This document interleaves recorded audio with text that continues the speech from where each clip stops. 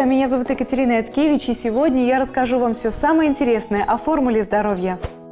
Кашель – это симптом. Чтобы не случилось с дыхательными путями, чтобы туда не попало, организм реагирует всегда одинаково – резким выдохом. И сегодня в формуле здоровья мы поговорим о кашле.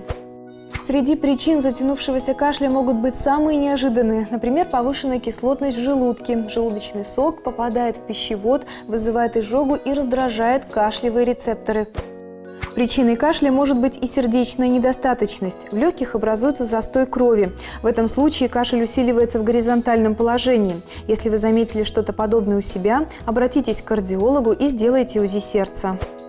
Кашель могут вызвать и некоторые лекарства, например, сердечные, ингибиторы ПФ или бета-блокаторы, сильный стресс, например, публичные выступления, а также инородные тела в дыхательных путях. Это часто встречается у детей. И, безусловно, кашель курильщика – это признак хронического бронхита. Со временем он все чаще обостряется и развивается эмфизема – избыточное содержание воздуха в легких. Отсюда дыхательная недостаточность и даже рак легкого. И все-таки чаще всего кашель бывает вызван простудой. Иногда ее получается победить самостоятельно, но она может быть коварна и опасна. Послушаем нашего эксперта. Когда речь о основное заболевание, уходит и кашель, но иногда кашель с вязкой мокротой, трудноотделяемый, кашлю помочь надо. Тогда муколитические препараты, ведь очень много фитопрепаратов.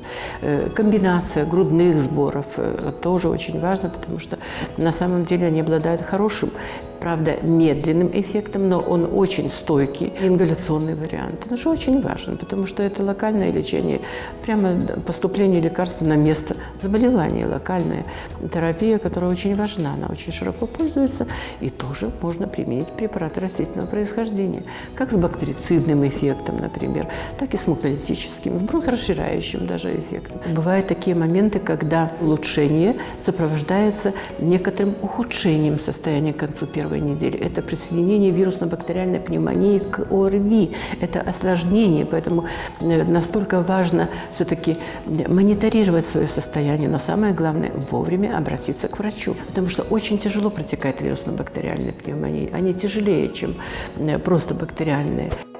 Друзья, я еще раз повторю слова нашего эксперта. Если кашель затянулся, идите к врачу. Самолечение чревато тяжелыми осложнениями. Все материалы рубрики доступны на сайте ont.by и на нашем YouTube-канале. Заходите, смотрите, подписывайтесь. До встречи!